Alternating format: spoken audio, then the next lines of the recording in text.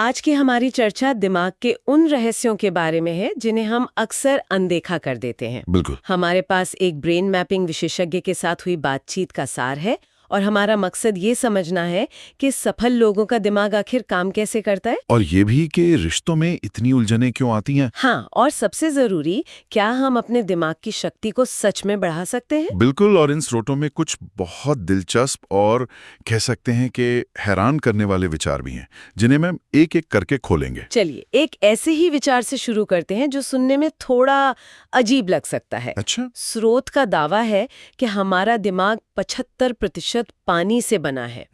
ये तो ठीक है। और इस पानी में ऑक्सीजन होती है और उस ऑक्सीजन में एक मैग्नेटिक फील्ड, मतलब एक चुंबकीय शक्ति होती है। ओके। तो इसका मतलब ये हुआ कि हमारे विचार, हमारी भावनाएं, वो सीधे हमारे शरीर के इस 75% पानी पर असर डाल सकती हैं। ये एक बड़ा दावा है। हाँ, ये बड़ा दावा है, पर इसके पीछे का तर्क वो क्वांटम फिजिक्स के एक बहुत ही बुनियादी सिद्धांत पर आधारित है। अच्छा। स्रोत में इसे बहुत साफ बताया गया है।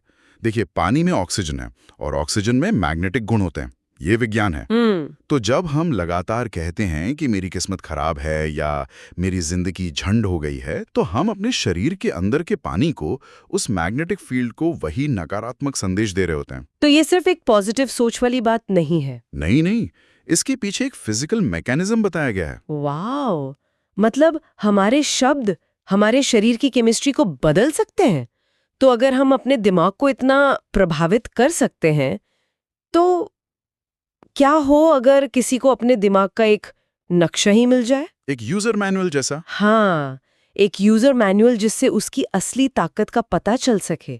और यहीं पर ब्रेन मैपिंग की बात आती है। इसे समझने का सबसे आसान तरीका एक किसान का उदाहरण है, जो स्रोत में भी दिया गया है। बताइए। अगर किसान को अपनी जमीन की मिट्टी की रिपोर्ट मिल जाए, जिससे उसे पता हो कि इसमें सबसे अच्छा क्या उग सकता है, गेहूं, चावल या सब्जियां, तो वो बेहतरीन फसल उगा सकता है। बिल्कुल। ब्रेन मैपिंग भी यही है, अपने दिमाग की जमीन को वैज्ञानिक रूप से समझना कि आपकी नैसर्गिक फसल क्या है। पर सबसे हैरान करने वाली बात यह है कि ये विश्लेषण फिंगर टिप्स से किया जाता है। ये कैसे संभव है? मतलब क्या उंगलियों की छाप में वाकई हमारे दिमाग के राज छिपे हैं? ये सुनने में थोड़ा ज्योतिष जैसा लगता है ना? और ये सवाल बिल्कुल जायज है, लेकिन इसका आधार ज्योतिष नहीं बल्कि भ्रूण विज्ञान यानी एम्ब्रियोलॉजी है। एम्ब्रियोलॉजी? हाँ। जब बच्चा माँ के गर्भ में होता है तो 13वें हफ्ते से उसका दिमाग और फिंगर टिप्स एक साथ बनने शुरू होते हैं और 21वें हफ्ते तक बनते हैं। एक साथ? एक ही न्यूरल ट्यूब से। विज्ञान बहुत साफ कहता है, अगर दिमाग नहीं है तो फिंगर टिप्स भी नहीं होते। ये दोनों अभिन्न रूप से जुड़े हुए हैं। तो इसका मतलब ये हुआ कि क्योंकि दुनिया में 800 करोड़ लोग हैं और 800 करोड़ तरह के ही फिंगर टिप्स हैं, तो इसका मतलब 800 करोड़ तरह के दिमाग भी हैं। बिल्कुल। हर फिंगर टिप एक अलग व्यक्तित्व और दिमाग को दर्शाता है।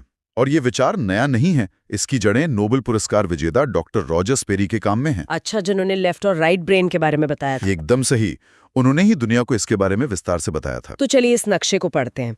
स्रोत कहता है कि हमारे हाथ दिमाग से क्रॉस कनेक्टेड है, यानी दायां हाथ बाएं दिमाग से और बायां हाथ दाएं दिमाग से। हाँ, ये तो काफी लोगों ने सुना होगा। हाँ, सुना तो है। हमारा दायां हाथ, जो हमारे लेफ्ट ब्रेन से जुड़ा है, वो हमारे लॉजिकल और एनालिटिकल कामों को नियंत्रित करता है, जैसे तर्क, विश्लेषण, पढ़ना लिखना। बिल्कुल। और बायां हाथ हमारे राइट ब्रेन से जुड़ा है, जो हमारी रचनात्मकता, कल्पना, भावनाएं और हमारी सामाजिक समझ को नियंत्रित करता है। सबसे पहले है अंगूठा। ये हमारी इच्छा शक्ति और आत्मविश्वास का केंद्र है। अच्छा। MS धोनी जैसे खिलाड़ियों में ये प्रबल होता है। मतलब टैलेंट होना एक बात है, पर उसे दुनिया के सामने दिखाने का जो आत्मविश्वास चाहिए, वो यहीं से आता है। फिर आती हैं हमारी विश्लेषण की उंगलियां, तर्जनी यानी इंडेक्स फिंगर, जो लॉजिक के लिए है। और कनिष्ठिका, छोटी उंगली? वो बारीकी से देखने के लिए है, माइक्रो ऑब्जर्वेशन। एक मिनट, ये दिलचस्प है।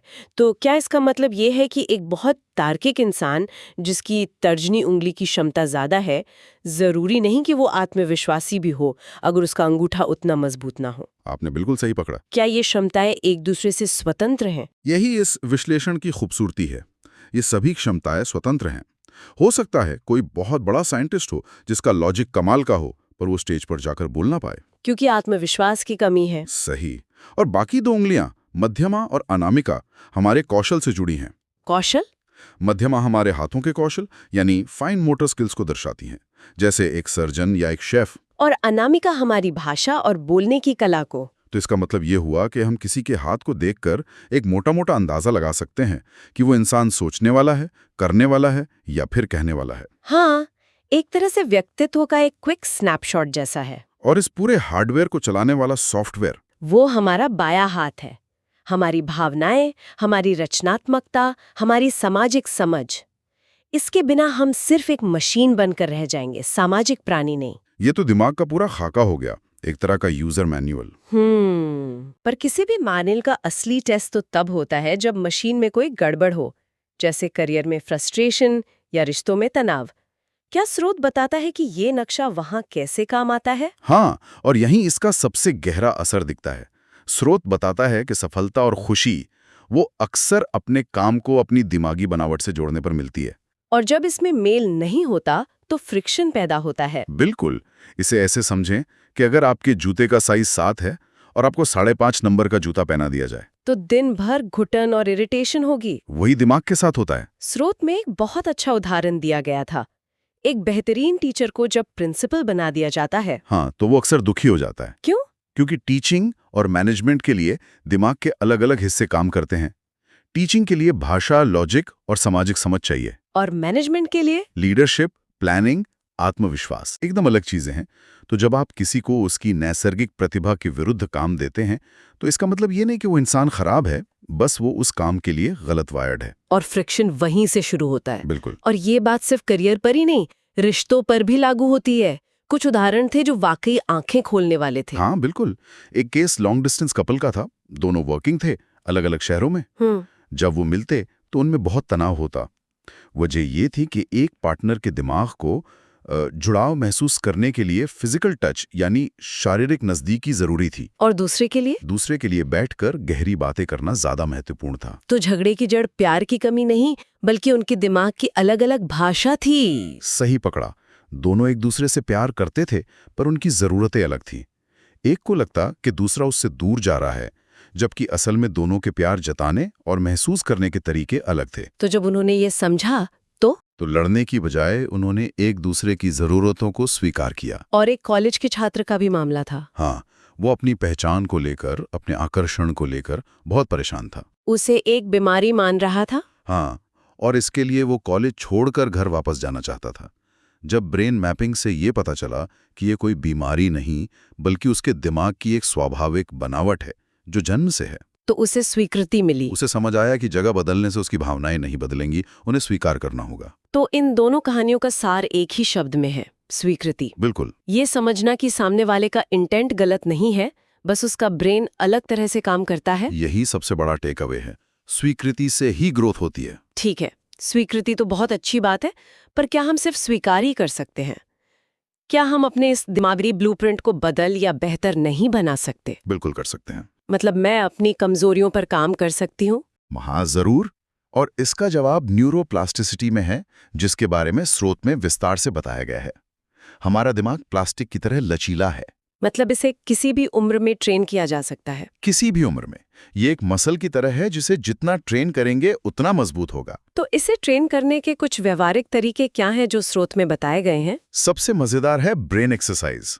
एक बहुत ही आसान एक्सरसाइज है। अच्छा, अपने एक हाथ से 5 का इशारा करें और दूसरे से 1 का। ठीक है, कर लिया। अब दोनों को एक साथ बदलें, यानी जो हाथ 5 था वो 1 बन जाए और जो 1 था वो 5। अरे, मेरे हाथ तो उलझ गए। ये वाकई में दिमाग को एक झटका देता है। हाँ, ऐसा महसूस हो रहा है जैसे दिमाग के दो हिस्सों को पहली बार एक दूसरे से बात करने के लिए मजबूर किया जा रहा है। अब बिल्कुल सही समझी। जब आप ऐसा करती हैं तो आपके दोनों ब्रेन हेमिस्फीयर एक साथ सक्रिय होते हैं। ये एक तरह की रियल मल्टीटास्किंग है। अच्छा, कहा जाता है कि आइंस्टाइन जैसे लोग जो दोनों हाथों से एक साथ अलग-अलग लिख सकते थे, वे इसी क्षमता का इस्तेमाल करते थे। मेडिटेशन के बारे में भी स्रोत में कुछ नई बातें बताई गई हैं। हाँ, सबसे बड़ी बात यह है कि हर किसी के लिए एक ही तरह का मेडिटेशन काम नहीं करता। मतलब जिन्हें बहुत ज्यादा विचार आते हैं, उनके लिए शांत बैठकर ध्यान करना लगभग असंभव है। ये तो है। उनके लिए लय बदलकर मंत्र जाप करना या गाइडेड मेडिटेशन सुनना ज्यादा फायदेमंद है। इससे दिमाग में ग्रे मैटर बढ़ता है। ग्रे मैटर का मतलब क्या है? ग्रे मैटर असल में हमारे दिमाग का प्रोसेसिंग यूनिट है, जहां सारी सोच समझ, फैसले और यादें स्टोर होती हैं। तो जितना ज्यादा ग्रे मैटर उतना तेज हमारा दिमागी कंप्यूटर। बिल्कुल। और फिजिकल एक्टिविटी का क्या रोल है? सिर्फ 20 मिनट की कसरत से ओस्टियोकैल्सिन नाम का एक केमिकल निकलता है जो याददाश्त बढ़ाता है। दिमाग का पर्सनल ट्रेनर? हाँ, समझ लीजिए। और यहाँ भी दिमागी बनावट का ध्यान रखना जरूरी है। जिन्हें बंद जगहों जैसे छोटे जिम में घुटन महसूस होती है, उन्हें खुली हवा में योग या दौड़ना चाहिए। बिल्कुल। आजकल एक और चीज बहुत ट्रेंड में है, कोल्ड वाटर थेरेपी। क्या ये वाकई काम करती है? हाँ, करती है। स्रोत इसे मेडिटेशन का एक शॉर्टकट बताता है।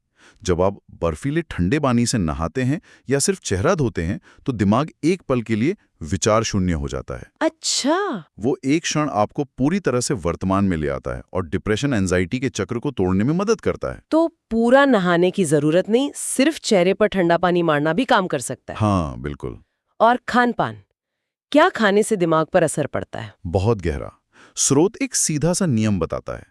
भगवान ने जो चीजें बनाई हैं जैसे फल, सब्जियां, उनमें पोटेशियम ज्यादा है। और इंसान ने जो बनाया है जैसे प्रोसेस्ड फूड, उसमें सोडियम ज्यादा है। हमारे दिमाग को पोटाशियम की जरूरत है। इसलिए सीजनल फल और खासकर सभी तरह की बेरीज दिमाग के लिए सुपर फूड हैं। चलिए अब उस आम धारणा की बात करते हैं जो हम सबने सुनी है कि हम अपने दिमाग का केवल 7-8% ही इस्तेमाल करते हैं। क्या इसमें कोई सच्चाई है? ये एक बहुत बड़ा मिथक है। मिथक है? हाँ, और इसका मतलब गलत समझा गया है। इसका असली मतलब ये नहीं है कि दिमाग का 92% हिस्सा बंद रहता है। तो फिर क्या है? स्रोत में इसे एक ऑफिस के उदाहरण से समझाया गया है। जब ऑफिस में काम होता है तो पूरा ऑफिस एक साथ काम करता है ना? बस हर डिपार्टमेंट का काम अलग अलग होता है। एक सोचने का, एक सुनने का, एक बोलने का। हाँ, दिमाग के सारे हिस्से हमेशा काम करते हैं। तो फिर 7-8% का मतलब क्या हुआ? इसका मतलब ये है कि भगवान ने जो हमें 100% क्षमता मतलब पोटेंशियल दिया था, हमने अपनी पूरी जिंदगी में उसका सिर्फ 7-8% ही इस्तेमाल किया। ओ। हम दाल रोटी खाने और दुनिया से चले जाने के लिए नहीं बने थे। हमने अपनी शक्तियों का सही इस्तेमाल ही नहीं किया। ये तो बहुत गहरा विचार है।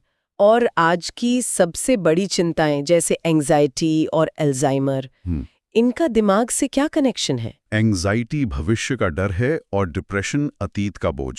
हम वर्तमान में हैं ही नहीं। बिल्कुल। या तो अतीत में जी रहे हैं या भविष्य की चिंता कर रहे हैं। इसका हल टेक्नोलॉजी या सोशल मीडिया से दूर भागना नहीं है। तो क्या है? दिमाग को मजबूत बनाना है। हमारा दिमाग इतना शक्तिशाली है कि ये छोटे मोटे डिस्ट्रैक्शंस उसका कुछ नहीं बिगाड़ सकते अगर हम उसे सही ट्रेनिंग दें। और अल्जाइमर, क्या इससे बचा जा सकता है? स्रोत में दिमाग की तुलना एक सड़क से की गई है जो बहुत सटीक है। अच्छा। एक ऐसा दिमाग जिसे इस्तेमाल नहीं किया जाता वो कच्ची सड़क जैसा है। जरा सी बारिश होगी तो दलदल बन जाएगा। मतलब कोई भी बीमारी आएगी तो दिमाग तुरंत प्रभावित होगा। और मजबूत दिमाग? जिस दिमाग को एक्सरसाइज, नई चीजों को सीखने और चुनौतियों से मजबूत बनाया गया है, वो कंक्रीट की पक्की सड़क जैसा है। उस पर बीमारियां आएंगी पर वो उनका बेहतर सामना कर पाएगा। मतलब हम हमेशा तूफान को तो नहीं रोक सकते, पर अपनी सड़क को मजबूत जरूर बना सकते हैं। बिल्कुल। तो आज की इस चर्चा का सार यही है कि हमारे दिमाग की बनावट को समझा जा सकता है। हाँ, और सफलता और खुशी अक्सर हमारे काम को हमारी नैसर्गिक क्षमताओं से जोड़ने पर मिलती है। और सबसे बड़ी बात, हमारा दिमाग पत्थर की लकीर नहीं है, हम इसे लगातार बेहतर बना सकते हैं। और अंत में इंट्यूशन या सहज ज्ञान की बात, जिसे सिक्स्थ सेंस भी कहते हैं। स्रोत बताता है कि ये हम सब में जन्मजात होता है। लेकिन इसे समझने और लागू करने के लिए लॉजिकल ब्रेन की जरूरत पड़ती है। बिना लॉजिक के ये सिर्फ एक डेजावू बन के रह जाता है। एक ऐसी फीलिंग कि ऐसा पहले भी हुआ है। हाँ, पर आप उसका कोई ठोस इस्तेमाल नहीं कर पाते। लॉजिक उसे एक उपयोगी टूल बनाता है। आज की चर्चा एक विचार के साथ समाप्त करते हैं। स्रोत में कहा गया कि दिमाग को अपग्रेड करने का एक सबसे आसान तरीका है अपने रूटीन को तोड़ना। ऑफिस जाने के लिए हमेशा नए रास्तों का इस्तेमाल करना, नया खाना चखना और नए लोगों से मिलना। तो आज ऐसा कौन सा एक नया अनुभव है जो अपने दिमाग को दिया जा सकता है?